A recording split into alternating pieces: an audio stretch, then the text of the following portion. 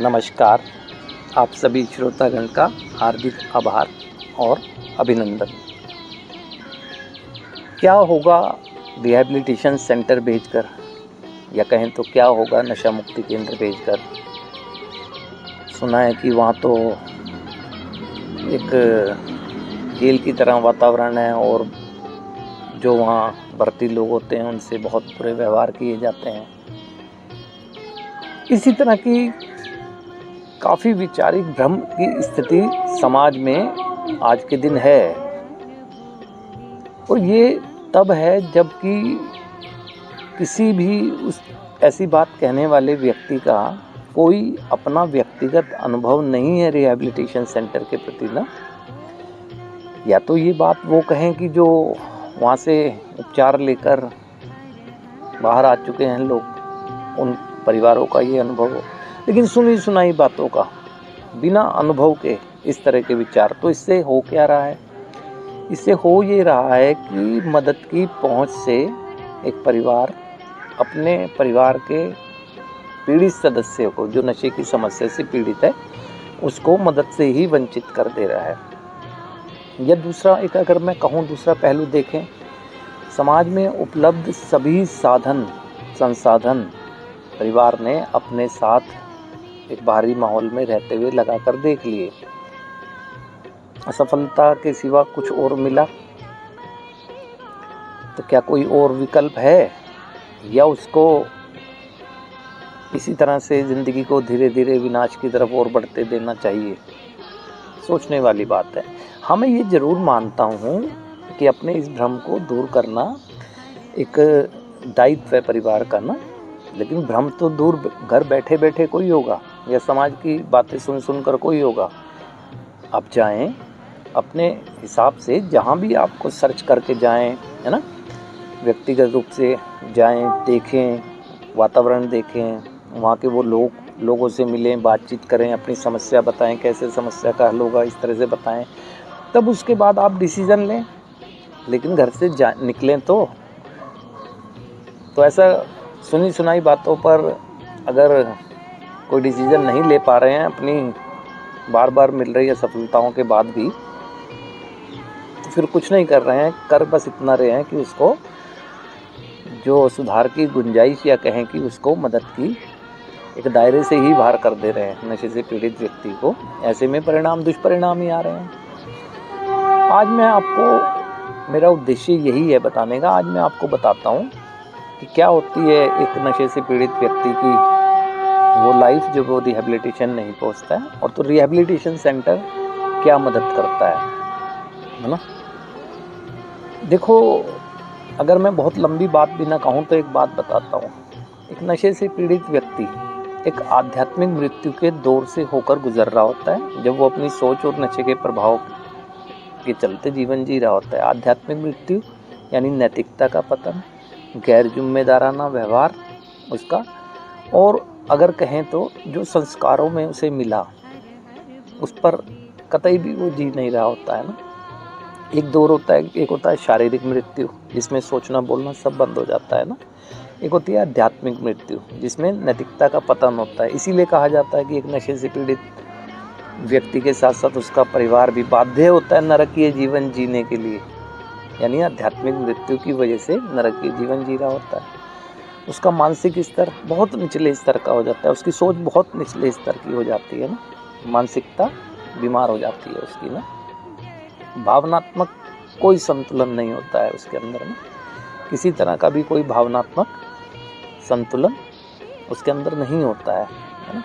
उसके क्रियाकलाप देखें, व्यर्थपूर्ण क्रियाकलाप, जो भी काम कर रहा है उसका कोई अर्थ ही नहीं है, उसके जीवन का कोई उद्देश्य ही नहीं है। जो भी कार्य कर रहा है इनसेन एक्टिविटी हो रही है जब वो नशे के प्रभाव में रह रहा होता है ना। जीवन में कोई अनुशासन नहीं है, जबकि किसी भी एक सफल जीवन में अनुशासन का बहुत महत्व है। उसके जीवन का कोई अनुशासन ही नहीं है, ना उठने का समय, ना बैठने का समय, ना खाने का समय, ना सोने का समय, या दिन भी क्षेत्रों से वो संलग्न है, कोई समय नहीं रह जाता है उसका ना। और धीरे धीरे उसकी शरीर की दुर्बलता और दुर्बलता बढ़ती जाती है, कई तरह की शारीरिक समस्याएं उसे घेर लेती हैं। जब शारीरिक समस्याएं घेर लेती हैं, अब नशा उसे जीने नहीं दे रहा है, और जाहिर सी बात है परिवार उससे प्यार करता है, नशे की वजह से मरने तो देगा नहीं। ऐसी स्थिति में यदि कोई अपनी जागरूकता का परिचय देते हुए किसी नशा मुक्ति केंद्र या रिहैबिलिटेशन सेंटर में कहें तो भर्ती कराते हैं, तो वहाँ होता क्या है, क्यों सफलता के चांस अधिक हैं, क्यों आज लोग रिहैबिलिटेशन सेंटर की तरफ ज़्यादा बढ़ रहे हैं, क्योंकि अवेयर हो गए हैं। शारीरिक कई तरह की दुर्बलता लेकर आया, कई तरह की शारीरिक समस्या लेकर वो भर्ती हुआ, और चीज़ें तो साथ साथ थी ही, आध्यात्मिक शून्यता उसकी, मानसिक परेशानी, भावनात्मक असंतुलन, है ना, व्यर्थपूर्ण क्रियाकलाप, वो तो थे ही, लेकिन अब शरीर बचाना यानी उसके जीवन को सुरक्षित करना प्राथमिकता हो गया परिवार का, वो रिहैब में आता है। सबसे पहले रिहैबिलिटेशन सेंटर में आने के बाद उस व्यक्ति को शारीरिक स्थिति सामान्य स्थिति हो सके, इसके लिए केयरिंग में रखा जाता है ना, क्योंकि एकदम से नशा छूटा है, जाहिर सी बात है नशा छूटने के बाद फिजिकल विड्रॉल होते हैं ना, क्योंकि बॉडी की डिमांड बंद हो जाती है उसकी पूर्ति होने, तो एक फिजिकल विड्रॉल होते हैं, तो उसको एक जर्नल मेडिकेशन से, साइकेट्रिक की मदद से, है ना, एक चिकित्सक की मदद से उसको एक मैनेज किया जाता है। सबसे पहला काम शरीर की स्वस्थता पर ध्यान दिया जाता है।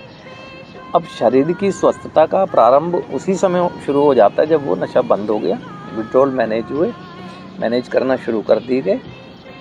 धीरे धीरे वो भोजन, यानी कि रिहैब में पहुँचे तो ड्रिप लगा दी गई या उसमें कोई ऐसा इंजेक्ट कर दिया गया कि वो बस सो रहा है तो ठीक नहीं, मुंह से ही मेडिसिन भी खाएगा तो मुंह से ही खाएगा, भोजन भी करेगा मुंह से, कोई ड्रिप नहीं ना, इसीलिए तो फिजिकल ग्रोथ जल्दी होती है। अब जब उसकी सामान्य स्थिति हो जाती है, दिखने लगता है कि वो बॉडी सामान्य रूप से रिएक्ट करने लगी, तो अब दूसरा काम होता है, यानी तुरंत उसे थेरेपी के पार्ट में, क्योंकि शरीर की स्वस्थता प्राथमिक है, लेकिन वो नशे का उपचार नहीं है।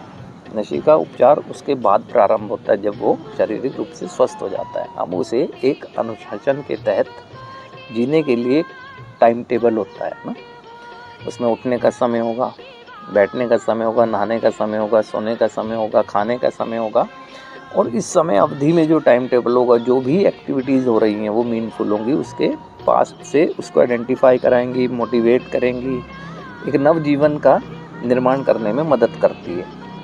शुरू में उसको लगेगा, यानी कहते हैं ना माइंड की रिट्रेनिंग हो रही है, माइंड की ट्रेनिंग हो रही है, अनुशासन में डाला जाता है।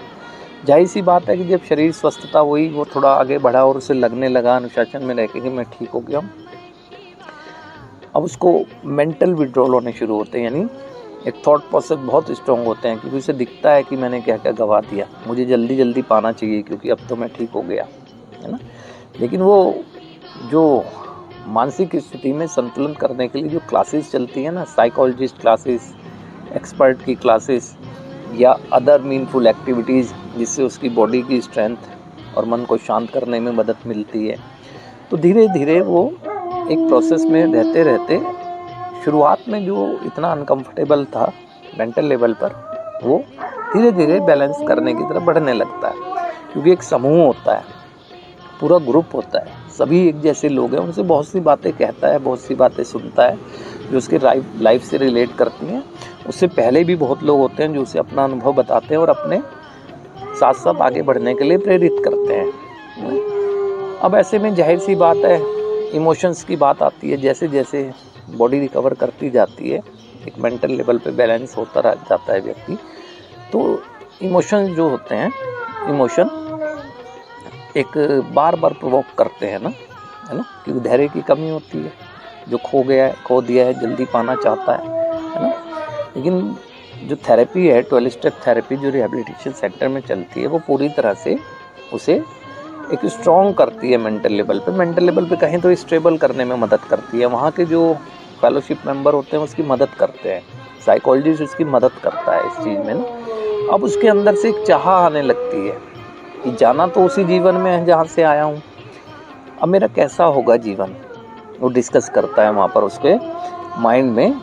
अब ये आने लगता है कि मेरे को कैसे अब एक जिम्मेदाराना व्यवहार के तहत जीवन जीना चाहिए, है ना। क्या ड्यूटी होनी चाहिए एक पिता के नाते, पुत्र के नाते, पति के नाते और समाज के एक सभ्य नागरिक के नाते, तो वो अपने माइंड में वो फीड करने लगता है। यानी कि अब वो ये सोचकर जीने की बात सोचता है कि मैं तो जीऊँगा ही, लेकिन ऐसे ही जीऊँगा जिससे मेरे परिवार के सदस्य, समाज के लोग को लाभ हो ना हो, लेकिन हानि ना हो। यानी उसके अंदर एक वो आध्यात्मिकता का उदय होता है। कार्यक्रम के माध्यम से क्यों भटक गया उसकी सोच पर काम कराया जाता है, उसके अंदर सिचुएशनल क्या दोष आ गए उस पर दोषों पर काम कराया जाता है, व्यवहारों पर उसके काम कराया जाता है, उसको एक सकारात्मक विचारों की श्रृंखला से होकर गुजरना पड़ता है। एक एनवायरनमेंट ऐसा होता है रिहैबिलिटेशन सेंटर का कि उसको एक पॉजिटिव माइंड को मिल रहा होता है ना। तो ऐसी स्थिति में उसके अंदर नव जीवन की एक नव चाह आ जाती है ना, और वो जीता भी है ना, और जीता भी है। इतना लंबे समय से ये थेरेपी चल रही है, कुछ तो वजह होगी। 170-80 देशों में 12 स्टेप थेरेपी या कहें तो ये फेलोशिप काम करती है 170-80 देशों में, है ना। और कहाँ 1935 से केवल नशा कर रहे व्यक्ति को उसकी समस्या से निकालने के उद्देश्य से तैयार की गई थेरेपी है, कहाँ से शुरुआत हुई और कहाँ तक पहुँच गई है ना। तो इसीलिए बेवजह भ्रम की वजह से, अफवाहों की वजह से अपने परिवार के सदस्य को मेरा तो यही एक सुझाव होगा कि मदद की पहुंच से दूर ना किया जाए। हाँ, ये ज़रूरी है खुद जाएं, संपर्क करें, और ख़ासतौर से फिज़िकल जाकर, है ना, फिज़िकल जाएं वहाँ पर ना।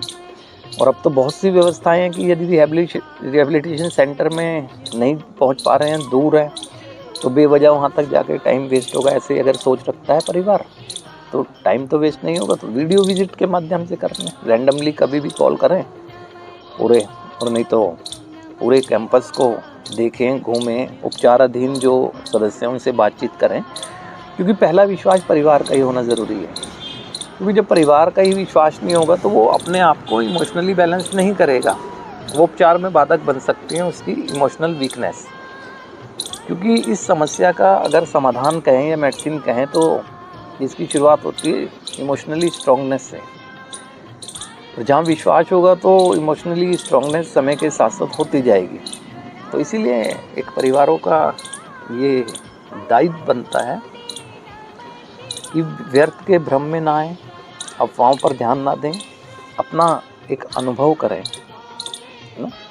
जहाँ भी आपको उचित लगता है देखें, जाएं कि उस व्यक्ति को मदद की ज़रूरत है, उसे मदद की पहुंच से दूर न करें, है ना, अज्ञानता में। तो इसीलिए कहा जा रहा है कि जागरूकता ही विकल्प है, और ये वास्तव में सच्चाई है ना, कि जब तक हम अनभिज्ञ रहे उन बातों से जो एक नशे से पीड़ित व्यक्ति की मदद कर सकती है, तो समस्या बढ़ ही बढ़ेगी, है ना। और फिर विकल्प ही कोई नहीं है। जब विकल्प कोई नहीं है तो जो सामने विकल्प दिख रहा है उस पर चलना चाहिए ना। तो इसी तरह के जो समाज में फैले भ्रम हैं उनको जागरूकता की दृष्टि से अवेयर कर सकूं, इस संदर्भ में मैं समय समय पर चर्चा के माध्यम से आपके बीच में आता रहूँगा। आप लोगों का बहुत सहयोग और स्नेह मिल रहा है, जिसकी वजह से नए सवाल आते हैं कि तो सभी तरह की बातें जो आज समाज में भ्रमित करती हैं और नशे से पीड़ित व्यक्ति को एक मदद से दूर रखती हैं, तो उनके बारे में समय समय पर आके एक मैं बताने की कोशिश करूँगा। मेरा उद्देश्य यही है कि समाज में अधिक से अधिक जागरूकता हो, जो ट्रैप नहीं हुए हैं वो भी बच सकें, और जो दुर्भाग्यपूर्ण तरीके से ट्रैप हो गए हैं उनको भी समस्या से निकाले जाने में मदद की जा सके। तो आज के लिए आप सभी श्रोतागण का पुनः हार्दिक आभार और अभिनंदन।